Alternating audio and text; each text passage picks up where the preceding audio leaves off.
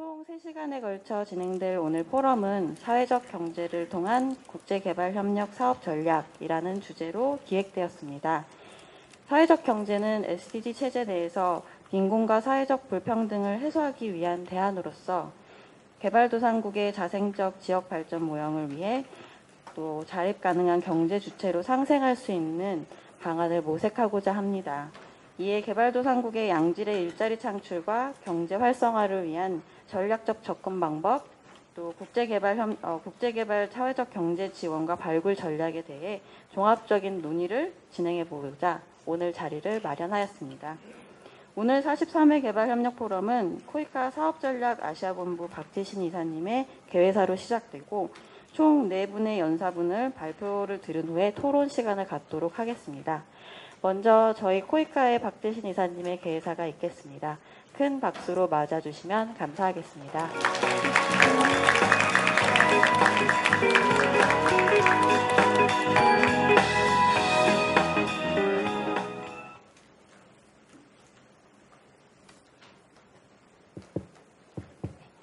네, 안녕하십니까. 코이카 사업전략 아시아본부 박재신 이사입니다.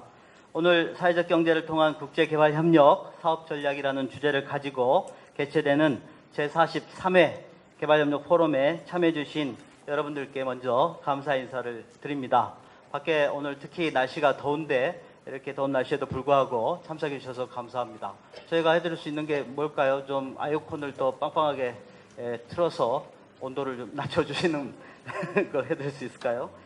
네, 우리 코이카의 개발협력 포럼은 개발협력 분야 실무자 및 연구자들이 모여 시의성 있는 개발협력 이슈에 대해 담론을 형성하고 논의 확산에 기여하기 위해 개최되는 지식 공유와 토론의 장입니다. 최근 국제개발협력 분야에서는 국가 간 발전 격차에 더하여 국내적으로도 지역, 계층, 부문 간 불균형의 심화가 전개되고 있음이 지적되고 있습니다. 이런 맥락에서 기존의 경제적 가치 창출과 함께 취약계층의 인권, 교육, 기회 등과 같은 사회적 가치에 대한 고려의 중요성이 부각되고 그러한 연장선상에서 사회적 경제 및 사회적 기업의 국제개발협력의 적용 가능성에 대한 논의 또한 진행되고 있습니다. 이에 오늘 개발협력 포럼은 범지구적 과제를 해결하기 위한 시장과 민간 부문 친화적 모델로서 사회적 경제가 국제개발협력에서 갖는 의미와 사회적 경제 모델을 활용하는 사업의 방향성을 살펴보고자 마련된 논의의 장입니다. 오늘 포럼 발표를 위해 참석해 주신 연세대학교 한상일 교수님, 국제사회적경제협의체 최진경 팀장님, 전 한국 YMCA 전국연맹 양동화 팀장님, 그리고 코이카 혁신사업실 임예지님에게 감사의 말씀을 전합니다. 그리고 오늘 또 토론을 위해 참석해 주신 한국사회적기업진흥원 박경정 팀장님과 좌장이신 손혁상 경희대학교 교수님께도 깊은 감사의 말씀을 전합니다. 오늘날 사회적 경제는 양극화 해소, 일자리 창출 등 공동이익과 사회적 가치의 실현을 위해 사회적 기업, 협동조합, 마을기업, 농어촌 공동체 회사 등 이 사회적 경제 조직이 상호 협력과 사회 연대를 바탕으로 사업체를 통해 수행하는 모든 경제적 활동을 일컫습니다.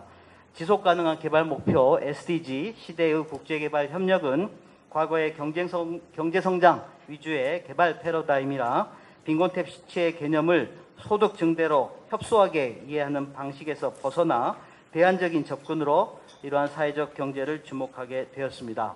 OECD 역시 포괄적인 경제 성장을 위해서는 다양한 주체들의 참여와 협력을 기반으로 하는 사회적 경제가 중요하다고 강조한 바 있습니다.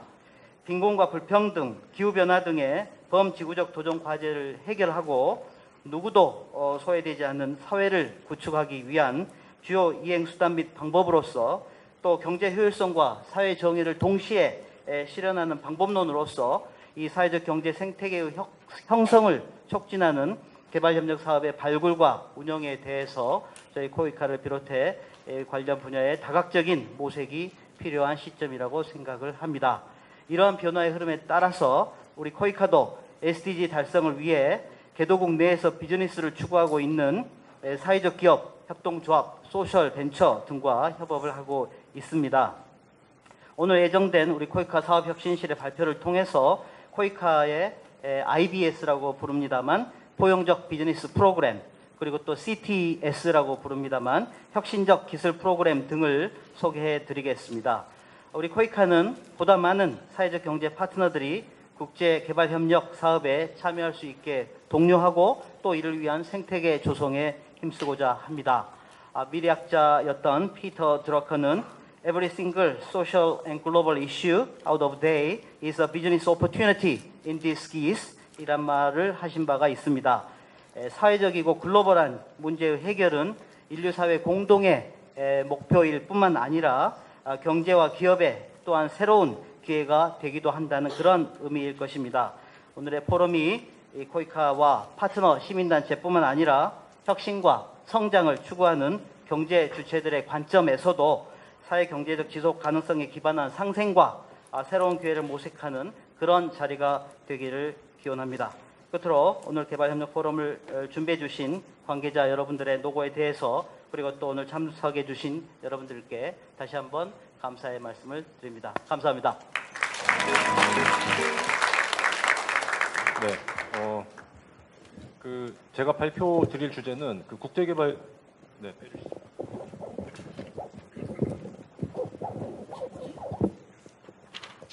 국제개발 협력에서의 사회적 경제라는 주제를 제가 할당을 받았습니다. 그런데 이제 이 주제를 받고 나서 보니까 이 두 가지 주제가 모두 다 굉장히 거대한 주제이고 그래서 25분이라는 시간 동안에 다루기가 상당히 어려운 주제였다는 생각을 뒤늦게 하게 돼서 준비 자료에 좀 어려움이 있었습니다만 제 나름대로의 관점 그리고 제 나름대로의 문제의식 이런 것들을 여러분들께 던지고 그리고 이제 그 문제의식을 다른 사례들과 함께 섞어서 토론에 잘 활용될 수 있도록 하는 그런 방식으로 진행을 해보도록 하겠습니다. 저는 이제 개인적으로 말씀을 드리면 국제개발협력과 사회적 경제라는 주제로 교육부에서 진행하는 BK21 플러스 프로그램이라는 사업 책임자를 2013년부터 지금까지 이제 해오고 있습니다. 이제 그 프로그램 하에서 개발도상국가 출신 학생들 그리고 학자들과 이제 교류를 하면서 사회적 경제를 어떻게 이제 국제개발 협력에 활용할 수 있을까에 대한 교육도 하고 이제 연구도 해왔던 이제 그런 내용들을 중심으로 말씀을 드리려고 하고요. 경험이나 이제 지식이 상당히 제한적이기 때문에 이제 그런 부분들은 나중에 토론 주제를 다루면서 그때 많이 말씀 나누시면 좋을 것 같습니다. 조금 뜬금없는 발표 순서는 사회적 경제의 발전 배경, 사회적 경제란 무엇인가, 그리고 사회적 경제가 왜 중요한지, 그리고 제도 설계는 어떻게 할 수 있을까에 대한 그런 내용을 중심으로 설명을 드릴까 합니다. 여기 조금 뜬금없는 얘기입니다. 이제 이것은 김신양 선생님 이 밑에 보시면 나오는데요. 우리나라 사회적 경제 또는 사회적 기업 협동조합 여러 가지 연구에서 선구적인 역할을 많이 해오신 선생님이 계신데 이렇게 이제 말씀을 하셨습니다. 3대0으로 지고 있던 팀이 9회말 투아웃에 모든 주자가 1, 2, 3루에 포진하고 있을 때 타자가 기적적으로 홈런을 날리면 경기는 4대3으로 역전될 것이다. 그러나 만약 대타로 나온 선수가 비록 홈런을 날린다 해도 주자가 단지 2명만 진출해 있었다면 또는 1명만 진출해 있었다면 역전의 드라마는 일어나지 않을 것이다. 비록 그 선수가 친 공은 똑같이 담장을 넘었지만 이대호 선수가 홈런을 그렇게 쳤건만 롯데는 우승하지 못하는 상황과 비슷하달까라고 이제 말씀을 하셨는데요. 롯데자이언츠 팬들이 계시다면 대단히 죄송한 얘기지만 우승을 여러 해 못하고 있고 이제 그것이 한 선수가 계속해서 홈런을 날리는 것은 승리에 도움이 되지 못했고 팀의 어떤 전략 그리고 균형 잡힌 선수진 그리고 협력 이런 것들이 이루어져야만 강팀이 될 수 있다. 이제 이런 내용일 것입니다. 그렇게 본다면 사회적 경제라는 것은 어떤 하나의 기업이나 하나의 발전 주체가 돼서 그것을 이끌고 나가는 것이라기보다는 지역사회의 구성원들이 협력하고 그 전략을 잘 세워서 그 안에서 발전할 수 있는 방향을 찾아내는 것이 아닌가 이제 그런 메시지를 드리고 싶었던 것이라고 생각을 합니다. 그래서 이제 강팀의 조건이라고 보면 스타 플레이어, 교체 선수 역할도 중요하지만 균형 그리고 전략, 협력 그리고 이제 각자의 기량 이런 것들이 잘 섞어지는 것이 중요할 것이다. 이제 이런 내용이고요. 이제 결국은 사회적 경제를 논의할 때 저희가 이제 두 가지 가정을 가지고 생각을 하는데 과연 인간은 이기적인 존재인가 아니면 서로 돕는 존재인가 이제 이런 생각을 하게 됩니다. 그럴 때 이제 우리가 지금 경험하고 있는 자본주의 경제 체제는 상당히 많은 부분 인간의 이기심에 의해서 그리고 인간이 자신의 욕망을 추구하는 그런 성향들로 인해서 발전하는 경제 체제를 가정한다면 사회적 경제라는 것은 협력 그리고 공동체성 이런 것들을 중심으로 해서 발생하는 경제적인 영역이 서로 혼합될 때 진정한 발전이 있을 수 있다라는 그런 관점이라고 생각이 됩니다. 네, 먼저 이제 발전 배경을 말씀을 드리면 사실은 이제 사회적 경제 발전 배경을 말씀드리기에 그 전문가분들이 너무 많이 와 계셔서 상당히 죄송스럽습니다만 아주 기초적인 논의부터 말씀을 드리면 여기 보면 이제 굉장히 큰 그 영주의 저택이 있습니다. 이 봉건 시대 때 영국에 있는 거대한 저택인데요. 누구나 뭐 살고 싶어지는 이제 그런 저택이 아닐 수 없는데 이 저택은 이제 여기에 보시면 왼쪽에 있는 지도를 보시면 그 장원이라고 하죠. 그 장원의 한가운데 있는 영주가 사는 그런 곳이었던 것이죠. 원래는 이제 이 넓은 토지를 여러 가지로 나눠 가지고 구획을 나눠서 직영지, 타경지, 그리고 공유지 이렇게 이제 나누어서 영주가 먹고 살 만큼의 이제 양식을 재배하는 직영지가 있고 그리고 타경지는 그 농사짓는 농노들에게 그것을 이제 할당해서 농사를 지어서 수확을 걷고 그리고 공유지는 그 지역의 이 주민들이라든지 경작을 하는 사람들이 거기서 공동으로 활용을 하면서 가축에게 먹이기도 하고 그리고 또 재배를 하기도 하는 그런 땅이었다고 합니다. 그런데 그 2차 인클로저 운동이라고 이제 생각되는 이야기되는 이제 그런 운동이 발생을 하면서 그 울타리를 다시 쳐서 영주들이 그 땅을 모두 다 곡물 재배를 해서 시장에다가 파는 것이죠. 그렇게 했을 때 수익이 많이 생기게 되고 이제 오른쪽에 보시는 시장은 당시에 활성화됐던 그 곡물을 그리고 과일들을 사고 파는 그런 모습입니다. 이제 이런 그 경제 활동이 활발해졌을 때 그 영주들은 굉장히 큰 소득을 얻을 수가 있었고 그리고 자신들이 그 경작하는 땅을 점점 늘려가면서 그 공유지를 활용했던 지역 주민들 같은 경우는 소득을 창출할 수 있는 그런 기반이 사라지게 되는 것이죠. 그래서 상당히 많은 사람들은 도시로 이주하게 되고 당시에 활발하게 전개가 됐던 산업혁명, 그 당시에 그 산업혁명으로 인해서 그 거대한 그 생산을 했던 생산 공장들로 취직을 하게 되고 거기서 발생하는 여러 가지 그 노동의 문제들 또 거기서 이제 일자리를 상실했을 때 발생하는 여러 가지 문제들 그런 것들이 바로 이제 여기에 나와 있는 빈곤, 불평등, 실업, 돌봄 이런 문제들을 야기했던 것이죠. 그리고 이제 그 협동조합을 우리가 공부를 하다 보면 제일 처음으로 이제 만나게 되는 그 역사에서 이제 많이 보게 되는 그 로치데일 공정선구자 협동조합이라는 것이 이제 등장을 하게 됩니다. 이제 이 영국의 지도를 보면 그 맨체스터라는 곳은 이제 우리가 잘 알고 있는 것처럼 산업혁명의 그 본산지이고 거기서 이제 여러 가지 이제 문제들이 발생을 하면서 그 로치데일에서 여러 이 노동자들이 모여서 자신들이 원칙을 정하고 그리고 스스로 물자들을 공급해서 나누어 갖는 그런 협동조합을 만들게 되는 것인데 그 이 협동조합 박물관에 가면 이 오른편에 보시는 이 사진에 나와 있는 그 원칙들이 나와 있고 이것이 지금 우리가 이제 경험하고 있는 그 협동조합의 그 원칙들로 자리를 잡은 것인데 그 내용들을 보시면 개방적인 이 소속 멤버십 그리고 민주성 그리고 이 도덕성 뭐 이런 여러 가지 원칙들이 이제 여기 나와 있고요. 이제 이런 그 바탕을 통해서 저희가 많이 알고 있는 그 협동조합들 그리고 사회적 경제 관련된 조직들이 많이 이제 발전을 하게 되는 것이죠. 여기에 이제 보시면 그 사진들이 여러 개가 나와 있는데 이것이 다 독일 바이어부시에서 발전했던 라이프하이젠이라는 그 신용협동조합 다음 슬라이드에 이렇게 나와 있는데요.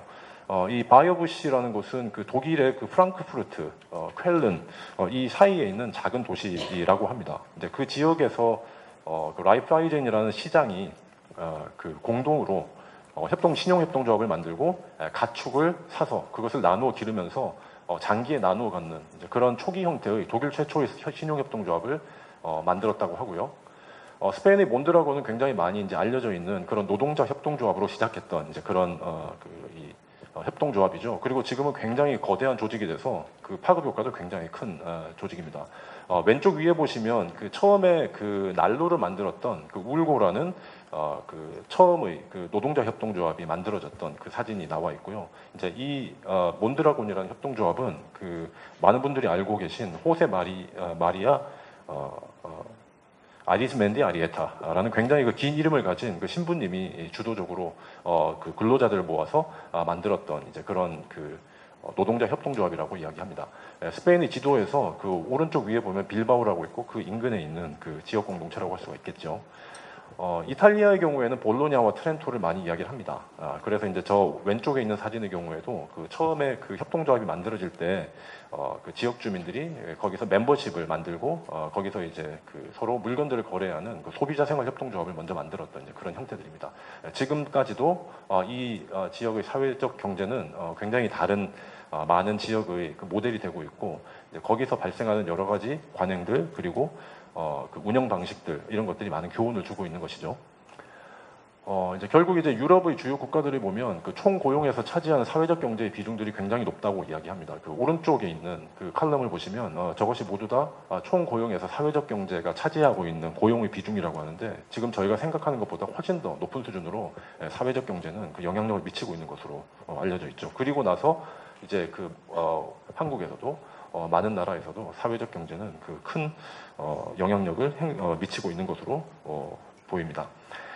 그러면 사회적 경제라는 것은 어떻게 정의할 수 있는가에 대한 내용인데요. 이제 이것은 이제 굉장히 다양한 여러 가지 정의들을 제가 그 리스트업을 했는데 이제 여기 보시면 그 한국의 맥락에서는 이렇게 이제 정의를 하고 있는 것 같습니다. 그 서울시 사회적경제지원센터에서 규정으로 이렇게 이제 정의를 하고 있고요. 저 위에 세 문장으로 정의가 될 텐데 여기서 추구하는 주요한 가치를 생각을 해보면 공익성, 자율성, 민주성 그리고 사람 중심의 경제 활동 이렇게 네 가지로 요약을 할 수가 있을 것 같습니다. 개인의 이익보다는 전체의 이익을 추구하는 그리고 자율적으로 자신들의 목적을 추구해 나가면서 민주적으로 의사결정하고 그리고 자본보다는 사람과 노동 중심의 그런 활동을 하는 것들 이제 이런 경제 영역을 사회적 경제 영역이라고 한다라고 정의를 하는 것 같습니다.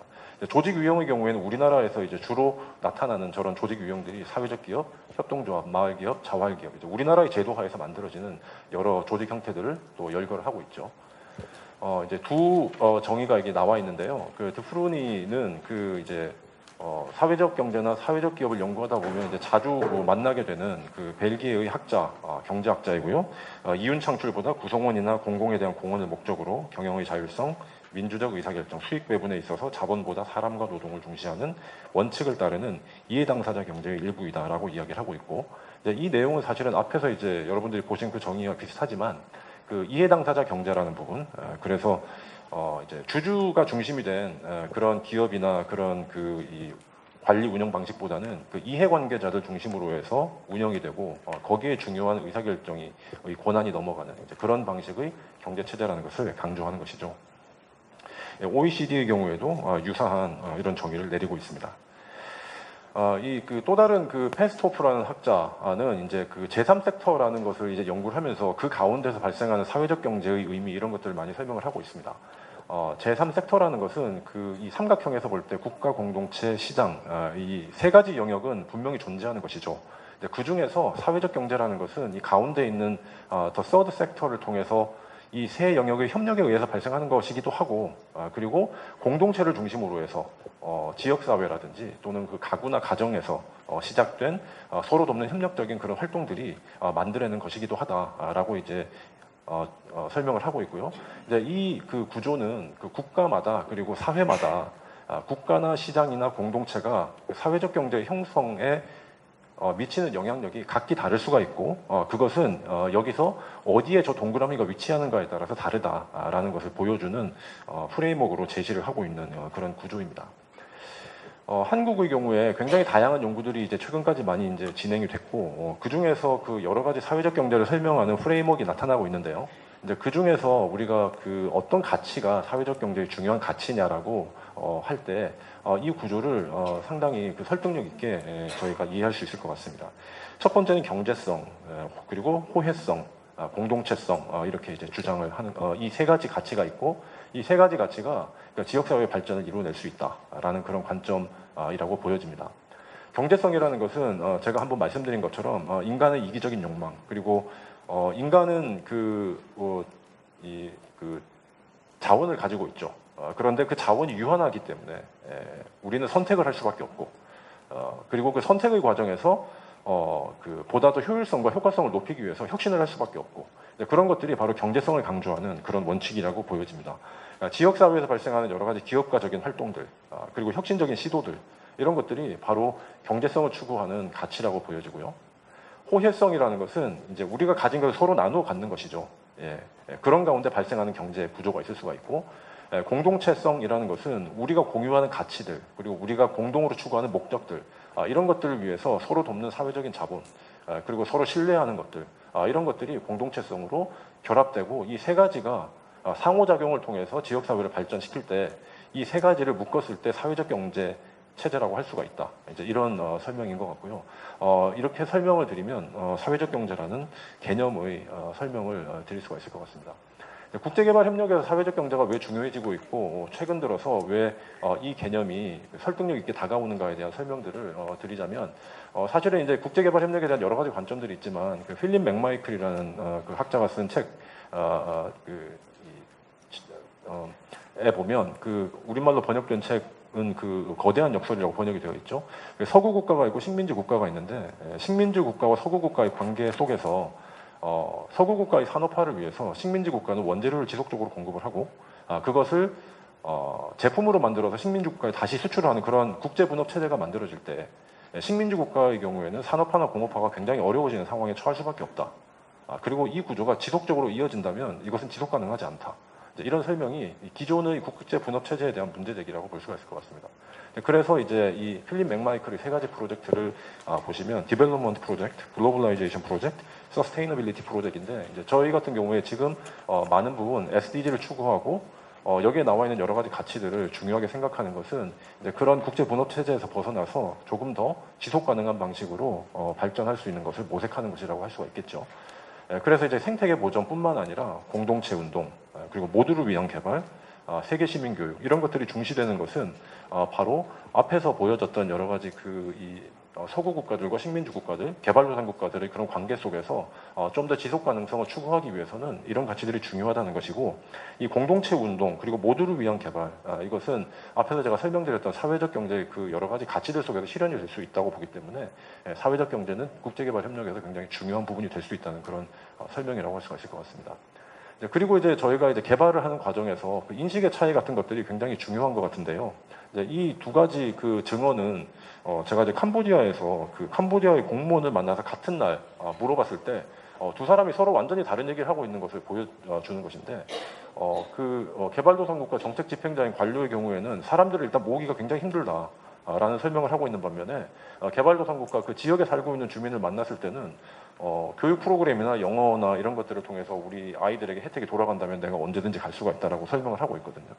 이런 부분들이 사실은 이 지역 주민들과 개발을 집행하는 사람들이 분리가 되어 있을 때 나타나는 그런 문제라고 보여지고, 사회적 경제라는 것은 그 지역 주민들이 고르게 참여하고 민주적으로 결정하는 구조라고 본다면 이런 문제들도 사실 사회적 경제를 통해서 극복될 수 있을 것이다라고 생각이 됩니다.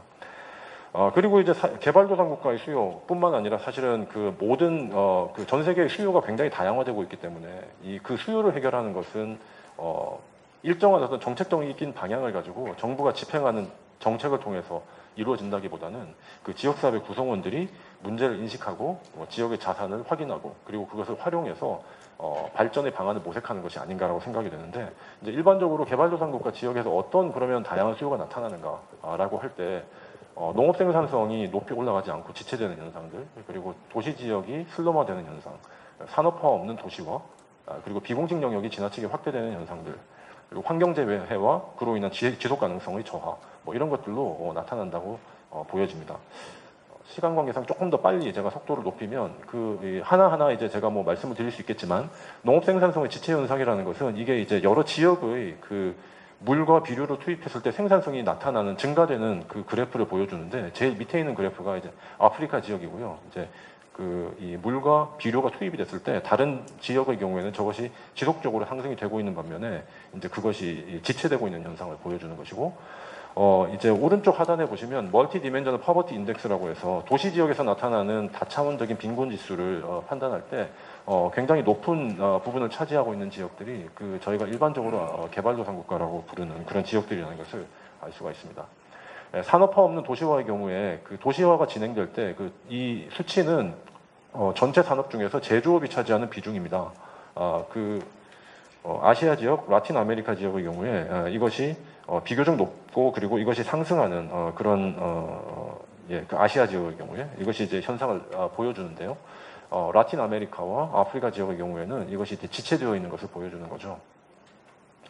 비공식 영역이 확대된다는 것은 그 일반적으로 그 임금을 그 공식 영역을 통해서 수령하고 그것이 그 확인되는 이제 그런 영역이 이 왼쪽에 있는 그래프에서 왼쪽 부분에 있는 국가들이라면 일반적으로 그 개발도상 국가들이 오른쪽에 이제 몰려 있어서 비공식 영역이 확대되고 있는 그런 현상들이 나타나고 있고 그 오른쪽에 있는 표는 비공식 영역의 이라는 것이 일반적으로 농업 부분에서 높아지다가 그리고 공식 영역으로 그것이 내려오고 다시 서비스 영역에서는 공식 영역으로 지속적으로 발전하는 그런 그래프가 나타나는 것이 일반적인데 최근의 개발도상 국가의 경우에 인포멀 이코노미에 속해 있던 그 농업 부분에서의 그 관행이 제조업과 서비스업에서 계속해서 이제 옆으로 나타나는 그런 현상을 보여주는 그래프를 어떤 학자가 제시한 것을 제가 이렇게 인용을 했고요. 그리고 이제 지속 가능성의 문제에 대해서 그 생태학적으로 그리고 사회적으로 경제적으로 지속 가능하냐라고 물어봤을 때 no라고 대답한 그 지역의 그 문항은 개발도상 국가에서 근무하는 이 공무원들에게 질문한 내용인데요. 그 지속 가능하지 않다라고 주장하는 이 사람들이 응답자들이 많았고 첫 번째 줄에 나와 있는 그래프가 바로 이제 생태적으로 환경적인 지속 가능성이 저하되고 있다는 것을 보여주는 그런 내용입니다. 사회적 경제의 경우에는 그 오른쪽에 나와 있는 그림처럼 이런 식으로 많이들 그 극복 방안을 제시를 하고 있는 것 같습니다. 농업 혁신이 사회적 경제를 중심으로 많이 발생할 수 있고 그리고 이제 도시 재생의 경우에도 참여적으로 많이 이제 진행이 되죠. 그리고 이제 경제 구조가 혁신되고 학습이 활성화되고 그리고 지식 공유가 나타나는 것도 사회적 경제를 통해서 많이 나타나는 현상입니다. 그리고 지역사회 혁신 이런 것들도 환경재해와 지속 가능성을 극복하는데 상당히 큰 도움을 줄 수 있을 것이라고들 이야기를 많이 하고 있습니다. 오스트롬이라는 굉장히 유명한 학자죠. 이 정치학자이기도 하고 경제학자이기도 하고 그래서 이제 노벨 경제학상을 수상하기도 했던 인디애나 대학교의 굉장히 유명한 학자인데 이렇게 이야기를 했습니다. 그 지역 문제를 해결하는데 지역 공동체 조직들이 가장 효과적이다. 라고 이야기하면서 그 이유는 이 지역 공동체 조직들이 지역의 상황을 제일 잘 알고 있고 가장 많은 정보를 알고 있기 때문에 그럴 것이다라고 이야기를 하고 있고요. 이제 이런 것들이 지역 사회의 다양한 수요를 지역에서 스스로 해결한다고 했을 때 사회적 경제가 중요하고 사회적 경제 조직이 중요한 이제 그런 근거를 보여주는 것이라고 볼 수가 있을 것 같습니다.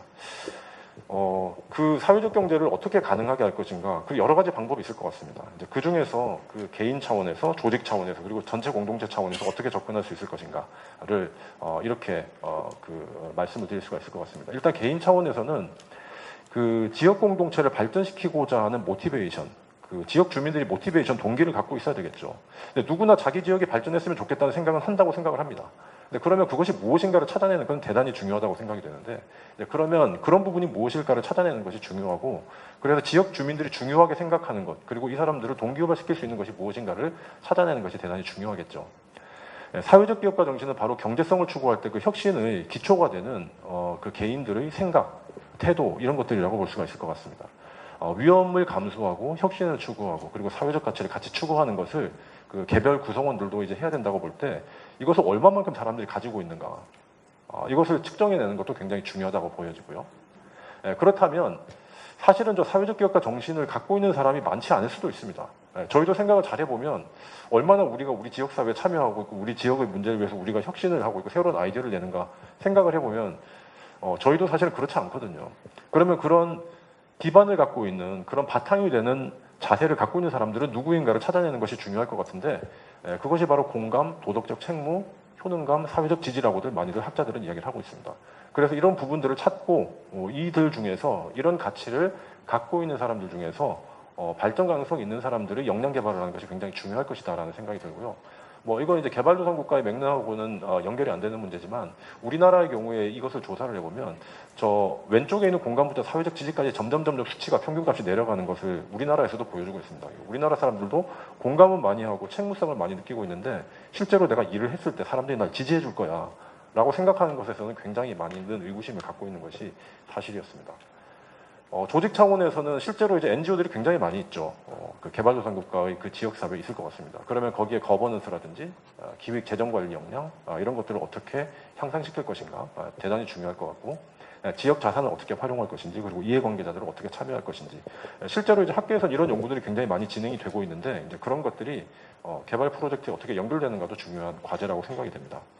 공동체 차원에서는 그 협력적 거버넌스라는 것이 어떻게 만들어질지, 아까 패스트오프의 그 삼각형에서 볼 때 그 정부와 시장과 공동체가 어떻게 협력 체계를 만들어내는가가 그 지역에서 혁신을 만들어낸다라고 주장을 하거든요.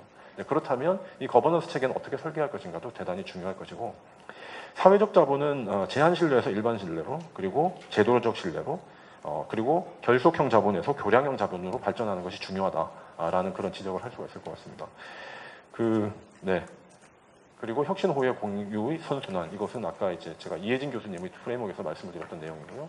그걸 이제 요약적으로 설명을 드리면 이렇게 이제 제도 설계를 할 수가 있을 것 같고, 마지막 슬라이드에서 이제 말씀드릴 내용은 이제 이런 방식으로 저희가 그 제도 설계를 전반적으로 할 수 있지 않을까라고 생각을 합니다. 사회적 경제라는 것은 기본적으로 사회적 경제 조직을 통해서 실현이 되는 것이고, 누구든지 처음에 스타트업을 해야 되겠죠. 1번에 나와 있는 스타트업을 하고, 그리고 충분한 지원을 해서 성장을 하면 어느 정도 지속 가능성을 가지고 스스로 운영을 할 수가 있을 것 같습니다. 하지만 많은 사회적 경제 조직들이 실패를 할 수도 있죠. 그러면 템포럴리 릴리프를 주고, 밑에 나와 있는 것처럼 실패를 자산으로 삼아서 두려움 없이 다시 도전할 수 있도록 만들어주는 그런 생태계를 만들어주는 것. 이것이 바람직하게는 그 사회적 경제 체제를 형성해서 그렇게 쭉쭉쭉 뻗어나가면 마지막으로는 글로벌 스타가 나올 수도 있겠고, 그것이 굉장히 중요한 모범 사례로 지적이 될 수도 있는 그런 제도를 만드는 것이 중요하지 않을까라고 생각을 해서 마지막으로 이 구조를 보여드리면서 제 발표를 마칠까 합니다. 네, 대단히 감사합니다.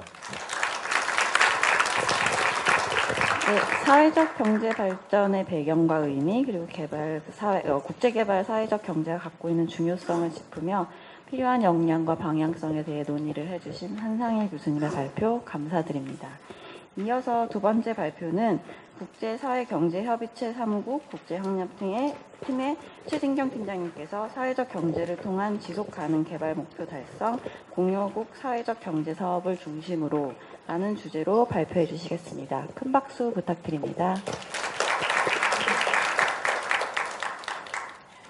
안녕하십니까. 방금 소개받은 국제사회적경제협의체 사무국에서 일하고 있는 최진경이라고 합니다.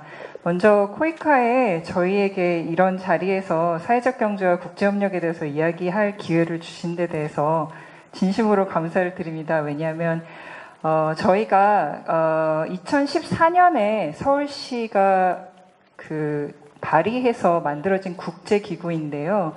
2016년에 처음으로 이제 사무국이 서울시에서 독립을 해서 독립사무국이 꾸려진 이후에 저희 회원들 간의 국제협력 사업을 좀 일구어가기 위해서 사회적 경제를 주제로 한번 코이카에서 같이 사업을 해보시면 어떻겠냐고 문을 많이 두드렸었습니다. 2016년도에.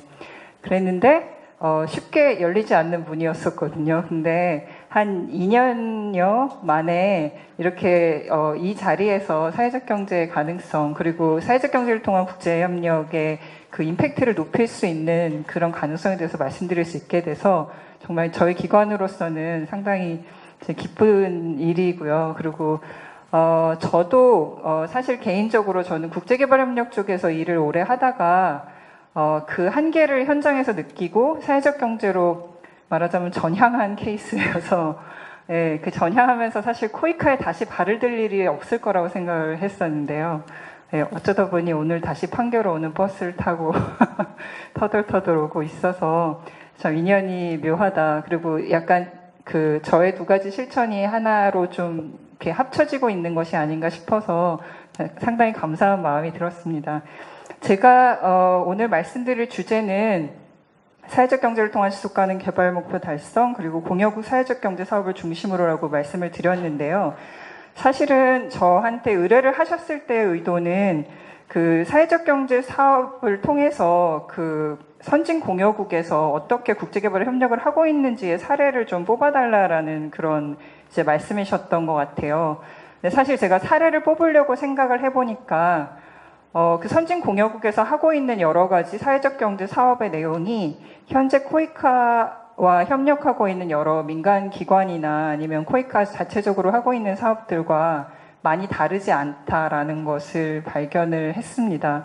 그래서 사실은 여러분께 사회적 경제를 통해서 국제개발협력에서 뭔가 새로운 걸 할 수 있지 않을까라는 생각을 하시기보다는 지금까지 우리가 해왔던 사업을 어떻게 보면 이제 사회적 경제란 틀 안에서 다시 고민을 해서 요 다음 단계로 갈 수 있을까에 대한 좀 고민을 같이 하는 이제 그런 이제 자리였으면 좋겠습니다. 그래서 약간은 두서 없을 수도 있고요. 제가 약간 개인적으로는 국제개발협력에서는 한 발짝 떨어지고 사회적 경제에는 발을 들인 지 얼마 안 된 이런 어중간한 상태이기 때문에 이제 감안하고 좀 들어주시면 이제 감사하겠습니다. 예, 오늘 제가 나누고 싶을 이야기의 목차는 이제 이러하고요. 예, 첫 번째로 이제 좀 기본으로 드리고 싶은 질문의 몇 가지는 이렇습니다. 첫 번째는 제 이야기인데 저는 이제 개발협력 NGO에서 일하면서 마지막 3년을 이제 몽골에 있었습니다. 몽골 현지에서 이제 근무를 하면서 울란바타르 지역 변두리에 이제 저소득층 밀집 거주 지역인데요. 몽골을 아시는 분들은 아시겠지만 게르촌이라고 하는 지역입니다. 이제 거기에서 이제 활동을 주로 아동들과 가족에 대한 교육과 복지 서비스 사업을 하면서 정말 우리가 떠나고 나서의 이 지역에서의 이 서비스는 어떻게 지속될 수 있을까? 혹은 우리가 만나고 있는 이 가족들의 삶은 어떻게 자립이 될 수 있는 건가? 이런 고민들을 이제 아마 이 자리에 계신 분들이 현장에 계셨던 분들이라면 누구나 하셨을 고민을 했습니다. 그러면서 그 지역에 있었던 그 지부장님들이랑 모여가지고 그 사회적 경제에 대한 스터디를 시작을 했었거든요. 그게 한 2014년 정도 이제 된 것 같습니다. 이제 그러면서 이제 사회적 경제가 가지고 있는 국제개발협력이 가지지 못하다고 생각됐던 부분이 무엇일까를 생각해 보면 어쨌든 그 지역의 주민들 혹은 수원국의 국민들이 이제 스스로 본인들의 문제를 해결할 수 있는 힘에 대한 고민, 그리고 그 사람들이 문제를 해결하려고 노력했을 때 그 활동을 어떻게 지속하게 할 수 있을 것인가에 대한 그 두 가지 고민이 사회적 경제에서 답을 찾을 수 있는 부분이 아닐까라는 생각을 했었거든요. 그리고 우리가 하고 있는 수많은 국제협력 사업의 수혜가 국제협력 사업에서 지금 들이붓고 있는 이 자원이 결국 누구한테 혜택으로 돌아갈 건가? 이 사회가 발전을 했을 때 그 발전의 혜택을 내가 지금 만나고 있는 이 사람들이 가져갈 수 있을 것인가에 대한 고민에서 사회적 경제를 더욱 돌아보게 되었던 것 같습니다. 그리고 그렇다면 왜 사회적 경제가 아까 말씀하셨듯이 로치데일 뭐 이런 얘기 하시는데 한 200여 년이 벌써 지난 이야기잖아요. 왜 지금 다시 주목받고 있는지에 대한 맥락에 대한 고민도 함께 해보셨으면 좋겠습니다. 지금 한국 사회에서 특히 이 사회적 경제에 대한 주목은 지금 개발도상국에서만 일어나고 있는 것은 아니거든요. 특히 이제 한국 같은 사회, 유럽, 미국 같은 곳에서 다 지금 고민이 되고 있습니다. 왜냐하면 저희가 지금 주로 살고 있는 이 시장 경제가 가지고 있는 이 격차를 해소하지 못하는 문제, 분배를 제대로 해내지 못하는 문제, 그리고 환경을 파괴하고 있는 이제 이런 문제들에 대한 고민들이 같이 있기 때문이잖아요. 예, 그리고 마지막으로 이제 사회적 경제, 세 번째로 사회적 경제가 지역 개발에 정말 도움이 될 수 있을까라는 점에서 이제 사회적 경제가 보여주고 있는 아까 교수님이 들어주셨던 여러 사례도 마찬가지지만 보통은 아무 지원도 받지 못하는 지역에서 사회적 경제가 잘 성공하는 경우가 많이 있습니다. 그러니까 내재적인 자원으로 어디서 도움받지 못하기 때문에 내 손으로 할 수밖에 없어서 혹은 우리 민족이 상당히 소수민족이어서 많이 탄압을 받아서 기존의 그런 자원들을 가져올 수 없기 때문에 그래서 이제 본인들이 필요한 서비스를 본인들이 스스로 만들어가다 보면서 이제 사회적 경제라는 것들이 이제 자리 잡은 경우들이 많이 있거든요. 그렇다고 하면 국제개발협력에서 지역개발을 고민을 했을 때 고민하고 있는 오너십이나 아니면 그 사람들의 니즈에 맞는 그런 사업이나 이런 것들을 고민하는 것과 어떤 힌트를 좀 얻을 수 있지 않을까라는 것과 그리고 마지막은 예, 마지막은 사실은 요즘 좀 고민이 되는 부분입니다. 왜냐하면 그 사회적 경제에 있어서 가장 최신 등장한 플레이어가 누구냐 하면 바로 사회적 기업이라는 그 그룹이거든요. 근데 사회적 기업은 특히나 개발도상국에서 사회적 기업을 이야기하는 친구들 중에는 정말 혁신적인 비즈니스 모델을 만들어서 우리 사회의 문제를 해결하고 그 모델을 큰 회사에 팔아서 이제 본인은 돈을 많이 벌고 그리고 이제 외국으로 이민 가고 뭐 이런 친구들이 간혹 있습니다. 이제 그러면서 이제 그 세상을 바꿀 수 있는 훌륭한 아이디어를 소유하는 자가 누구여야 하는지, 그리고 그 소유하는 자가 그 분배 혹은 잉여 이익이라고 하죠. 그 잉여 이익을 어떻게 나누어야 하는지에 대한 고민도 같이 한번 해보면 좋을 것 같고요. 이제 마지막으로 협동조합은 민주적인가라는 부분은 협동조합이 대부분의 개발도상국에 다 존재합니다. 아주 오래된 형태로 존재하고요. 매우 관료적이고 아까 말씀하셨던 사회적 경제의 기본 그 운영 논리인 민주성을 전혀 가지고 있지 못한 그런 협동조합들이 굉장히 많이 존재하는데, 그렇기 때문에 이제 협동조합의 모양을 띈 사업이라고 해서 그걸 과연 사회적 경제 사업이라고 볼 수 있는지에 대한 고민도 이제 함께 가지고 좀 보셨으면 좋겠습니다. 예, 아주 간단하게 제가 일하고 있는 기구를 소개를 드리면 이제 제가 어떤 맥락에서 지금 사례를 거두어 왔는지를 보실 수 있을 것 같아서, 저희는 이러한 배경, 아까 말씀드렸던 것들에서 이제 시작된 국제 네트워크고요. 2013년도에 서울에서 첫 번째 포럼이 열리면서 2014년도에 이제 이것을 그 국제 기구로 상시화하자고 해서 이제 서울시가 의장 도시가 돼서 2014년에 처음 발족을 했습니다. 그래서 이제 2년마다 열리는 이제 포럼을 통해서 몬트리올과 빌바오에서 이제 포럼을 진행을 하면서 한 5년 만에 한 1,700여 명 정도의 사회적 경제를 고민하는 사람들이 같이 모여서 논의를 하는 그런 포럼으로 발전을 했고요. 저희가 주목하고 있는 것은 두 가지인데, 아까도 말씀드렸지만 사회적 경제를 통한 지역 개발, 그리고 그 SDG 달성의 부분이고요. 저희는 그것을 그 지방정부, 그러니까 정부와 민간이 같이 만들어갈 수 있다라고 생각을 합니다.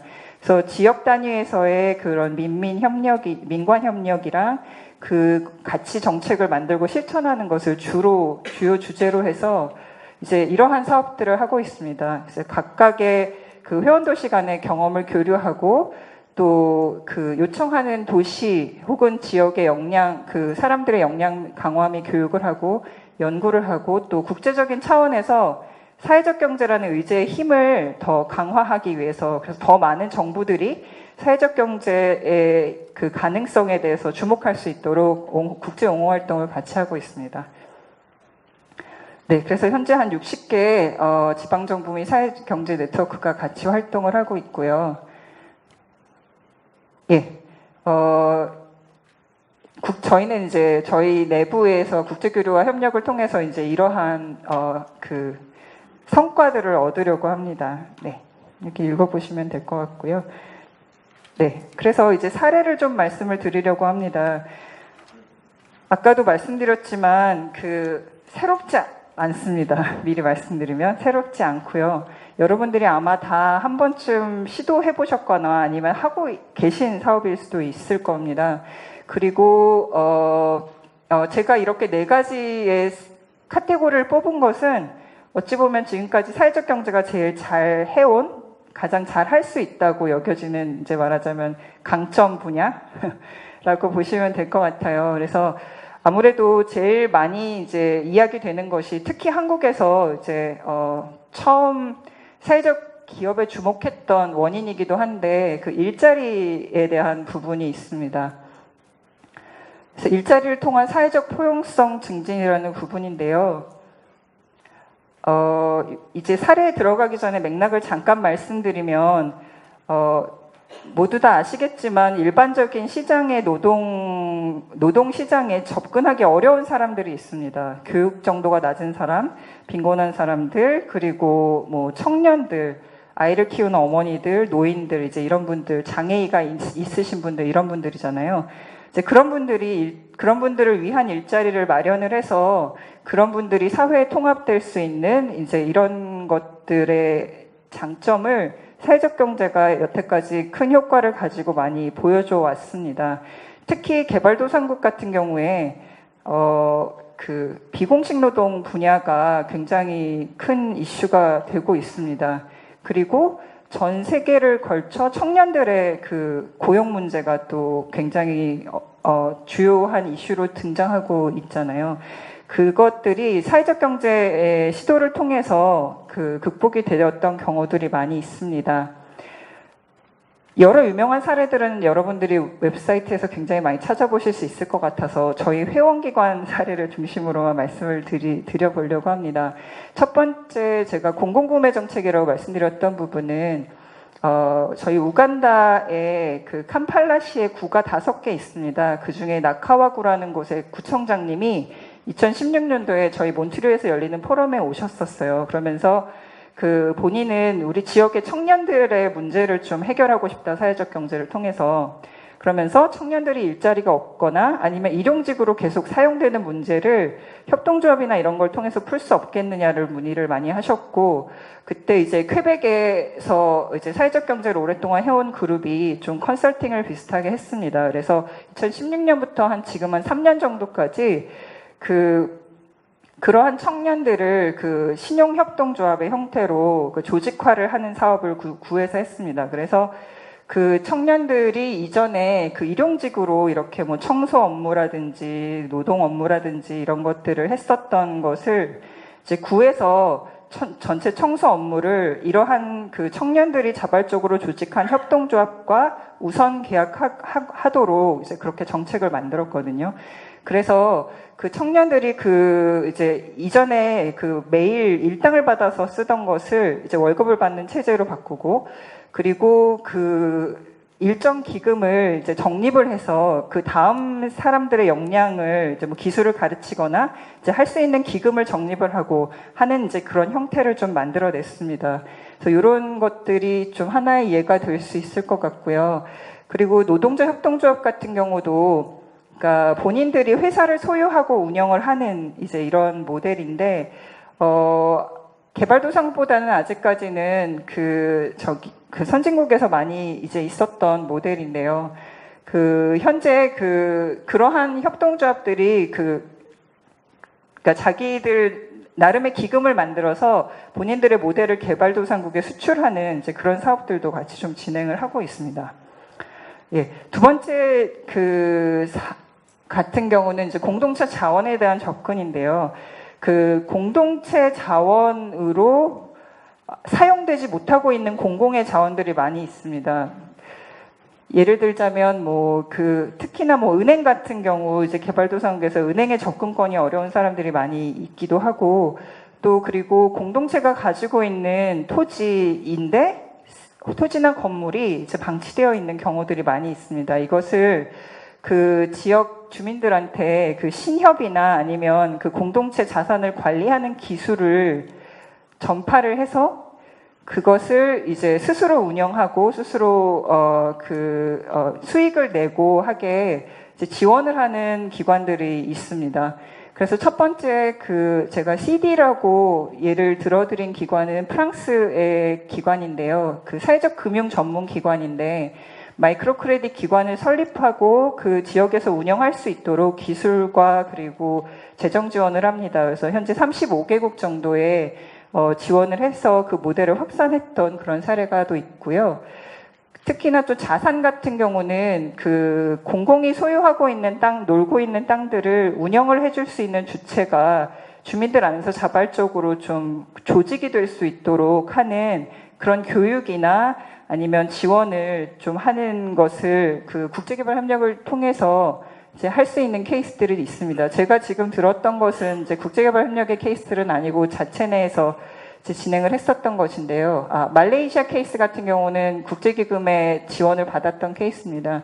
그래서 굉장히 이주민들이 많이 살고 있는 낡은 아파트에 그 아파트를 공동 관리하는 조직을 만들고, 그 공동 관리하는 조직이 운영할 수 있는 이렇게 건물을 청소하고 수리하고 그리고 필요한 물품을 판매하는 샵을 만들어가지고 그것을 그들이 운영할 수 있도록 지원을 했었던, 그래서 이제 그들이 자체 내에서 이제 운영을 성공적으로 하고 있는 케이스가 또 있었습니다. 그리고 이제 세 번째가 그 가장 일상에 많이 닿아 있는 부분인데, 사회 서비스에 대한 부분인데요. 사회적 경제가 굉장히 잘하는 것 중에 하나입니다. 왜냐하면 내 자녀가 가서 있을 데이케어 센터가 충분치 않거나 유치원이 없을 때, 혹은 내가 원하는 질의 교육을 제공할 수 있는 곳이 없을 때, 이제 부모나 주민들이 같이 모여서 이런 조직을 만들고 아이들을 같이 이제 돌보는 이제 이런 사업들인데요. 그 싱가포르 제가 예를 들었는데, 싱가포르에 있는 그 NTUC라고 전국 협동조합 조직이거든요. 거기에서는 특별히 조합원들을 위한 유치원을 운영을 하고, 다른 유치원보다 저렴한 가격에 훨씬 더 좋은 교육의 질을 이제 만들어내는 이제 이런 교육 사업들을 많이 하고 있고요. 그리고 이제 퀘벡 같은 경우도, 퀘벡이 그 사회적 경제 분야에서 특히 돌봄에 투자를 많이 한 곳으로 유명한데, 그 여성들이 특히 많이 주도가 돼서 공동육아 협동조합을 매우 일반적인 그 실천으로 만들었습니다. 그래서 한국에서는 굉장히 깨어있는 몇 분들만 이제 하고 있는 일인데, 대부분의 부모들이 이걸 이제 이런 곳에 아이를 맡길 수 있게 하고, 그리고 퀘벡 같은 경우는 이제 이 모델을 그 불어권 아프리카에 수출을 하기도 했었습니다. 네, 그리고 의료복지 사회적 협동조합은 아직까지 제가 성공적인 케이스라기보다 지금 막 시작하고 있는 케이스 하나만 말씀을 드리면, 물론 코이카에서 여러 기관들이 보건사업도 굉장히 열심히 하고 계시지만, 사실은 그런 좀 많이 떨어져 있는 지역에 의료 서비스가 지속적으로 좀 공급이 되게 하기는 정말 어렵잖아요. 그래서 캐나다 쪽에 있는 어떤 의료복지 사회적 협동조합에서 스위스 스위스 ODA 기관에서 돈을 받아서, 그리고 일본에서 했었던 의료조합 모델을 따다가 지금 케냐 및 카메룬에서 이제 시작을 하고 있는 그룹이 있습니다. 시작한 지 한 2, 3년 정도 됐거든요. 그래서 이런 식으로 이제 굉장히 다자 간의 협력을 통해서 자원을 내거나 기술을 내거나 하는 방식으로 굉장히 다양한 이해관계자들이 함께 만들어 나갈 수 있는 그런 사업도 좀 있다라는 것을 보여드리고 싶고요. 이제 마지막으로 사회적 경제뿐만 아니라 전 세계에서 굉장히 핫한 주제인 청년입니다. 핫해진 배경에는 상당히 마음 아픈 여러 가지 사회적인 어려움들이 있습니다만, 청년들의 노동 시장에 진입하도록 하기 위해서, 혹은 사회에서 고립되지 않도록 하기 위해서 이제 여러 가지 이미 선진국이든 개발도상국이든 전혀 차별 없이 좀 진행되고 있는 여러 가지 사업이 있습니다. 특히나 많이 들어보셨겠지만 사회적 기업가를 양성하는 사업은 이제 브리티시 카운슬 제일 유명하지만 UNDP나 USAID나 이런 여러 가지 기관에서 전부 하고 있습니다. 하지만 이제 좀 같이 병행이 되었으면 그리고 이제 청년들을 중심으로 해서 아까 제가 말씀드렸던 관료화된 협동조합의 반기를 들고 청년들의 눈높이에 맞는 협동조합을 만들어가는 그런 흐름들도 있습니다.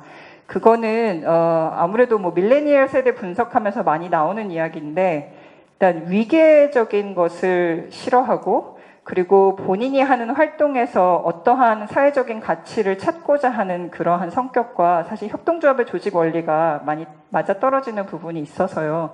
특히나 서구나 이런 쪽을 중심으로 해서 국제 네트워크, 청년들의 협동조합의 국제 네트워크들이 ICA 산하에 이제 생겨 있고 또 활발하게 활동을 하고 있고요. 이제 점점점 확산되어 가고 있는 측면이 있습니다. 그래서 사회적 경제가 이 청년들을 위해서 열어줄 수 있는 기회는 제 생각에는 상당히 많은 것 같아요. 근데 이제 그렇게 하기 위해서 적절한 지원이 좀 필요한 부분이 있습니다. 이제 그런 부분들은 이제 이전에 청년 창업 지원 프로그램들의 무모한 창업에 대한 지원을 벗어나서 청년들이 시도해보고 아까 교수님 말씀하셨지만 실패해보고 그리고 다시 트라이 할 수 있는 어떤 그런 환경을 만들어주는 곳에 여러 가지 지금 이 자리에 앉아 계신 분들의 자원과 기술이 좀 활용이 될 수 있다면 좋겠다고 생각합니다. 예, 사회적 경제가 SDG에 언급되어 있지는 못하지만 그때까지는 이제 애드보커시에 힘이 미치지 못해서 단어를 밀어넣지 못했습니다만 사회적 경제가 여태까지 보여준 성과만으로도 그 어떤 고울들에 기여하고 있는지는 이제 많이 보실 수가 있을 겁니다. 이거는 이제 사회적 경제를 주제로 해서 이제 모여있는 유엔의 18개 기관이 태스크포스라는 이름으로 같이 활동을 하고 있거든요. 거기에서 이제 사회적 경제가 특히 어떤 부분에 강점을 가지고 있는지 좀 분석을 해서 이제 만들었던 이제 내용입니다. 그래서 여러분들이 하시고 있는 사업이 이런 내용과 관련이 있으시다면 이제 사회적 경제 모델을 좀 적극적으로 고민을 해보시는 것도 좋지 않을까라고 생각을 합니다. 사실은 거의 전 분야에 있습니다. 예. 그리고 이제 마지막으로 코이카에 왔으니까 코이카에 부탁드리고 싶은 말씀을 드리자면 사회적 경제라는 조직들은 아주 명확하게 비즈니스 조직입니다.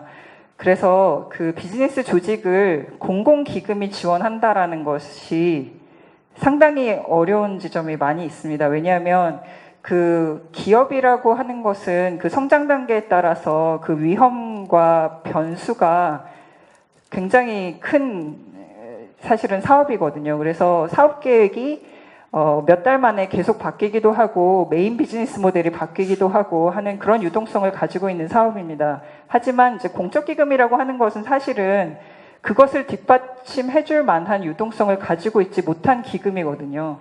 이제 그렇기 때문에 ODA 자금으로 사회적 경제 기업 개별을 지원하는 것에는 사실은 많은 어려움이 있다는 생각을 합니다. 그래서 그 ODA 자금이 잘 할 수 있는 분야를 좀 찾아서 그 환경을 만들어 주시면 좋겠다라는 말씀을 좀 드리고 싶어요. 그래서 개별적인 기업의 지원 물론 필요합니다. 처음에 인큐베이팅 할 때, 그다음에 그 다음 단계로 넘어갈 때 개별적인 지원을 해주시되 너무 그 빡빡한 계획대로 가야 하는 이제 이러한 그 제도적인 틀을 이제 부과를 하게 되면 그 기업의 운영이 이제 정말 비즈니스답지 못하게 가게 되는 부분이 있거든요. 이제 그런 부분이라든지 아니면 정말 그 공공기금이 잘 할 수 있는 일은 사실은 인프라를 깔아주는 일이라고 생각을 합니다. 사회적 경제에 있어서 인프라라고 함은 이제 사회적 경제에서 일할 사람들의 역량을 키워줄 수 있는 교육 인프라, 그리고 사회적 경제의 그 말하자면 그 수혈을 해줄 수 있는 금융 인프라, 이제 뭐 이런 것들이 있지 않습니까? 그리고 이제 그것을 전문적으로 이제 지도를 해줄 중간 조직을 키우는 일이라든지 이제 이런 것들을 개발도상국 현지에서 좀 같이 해나갈 수 있는 그런 일들을 코이카에서 좀 관심을 가지고 많이 봐주셨으면 좋겠고요. 개발도상국에 이미 많은 나라에 그러한 중간 지원 조직의 그 시드들이 있습니다. 그래서 이제 그런 기관과 좀 같이 협력하면서 지역 안에서 그 사회적 경제를 위한 환경을 좀 만들어가는 일을 같이 했으면 좋겠다는 생각입니다. 마지막 슬라이드로 알려드리고 싶은 것이 많은데, 예, 그러니까 저희가 국제적으로 하고 있는 일 중에 이제 국제 여러 선언문에 사회적 경제의 중요성을 강조해 넣는 일이 있습니다. 저 위에 있는 두 가지에는 언급하는데 성공을 했고요, 이번에. 그리고 지금 올해 9월에 유엔에서 사회적 경제에 대한 정부의 결의안을 이제 채택하려는 일을 지금 열심히 로비를 하고 있습니다. 그래서 일단은 프랑스 정부가 이것을 자기네가 그 깃발을 들겠다고 했고요. 그리고 한국 정부랑 우루과이 정부 등 몇 개 정부가 그것을 이제 서포트하고 있는 상황이 있습니다. 그래서 많이 좀 관심을 가져주시면 좋겠고요. 그리고 이제 사회적 경제에 대해서 외롭지 않음을 느낄 수 있는 여러 가지 국제 포럼이 있습니다. 그러니까 굉장히 지역에서 활동하시는 분들은 이제 나만 나만 이제 벅벅 기고 있나 이런 생각 하실 때가 많잖아요. 근데 전 세계에서 이 문제를 같이 고민하고 있다라는 것을 느끼는 국제 포럼들이 내년에 많이 열리거든요. 이제 저희 포럼을 포함해서 그다음에 ICA 총회가 내년에 한국에서 열립니다. 그리고 그 사회적 기업가들의 전체 포럼은 이제 캐나다에서 열립니다. 제일 큰 행사 한 3개 정도만 소개해 드렸고요. 그래서 여러분들 열심히 현장에서 사업하셔서 그 사례를 가지고 내년에 저희 10월 21일부터 23일까지 멕시코시티에서 저희 포럼이 열립니다. 그때 많은 발표해 주셨으면 좋겠습니다. 감사합니다.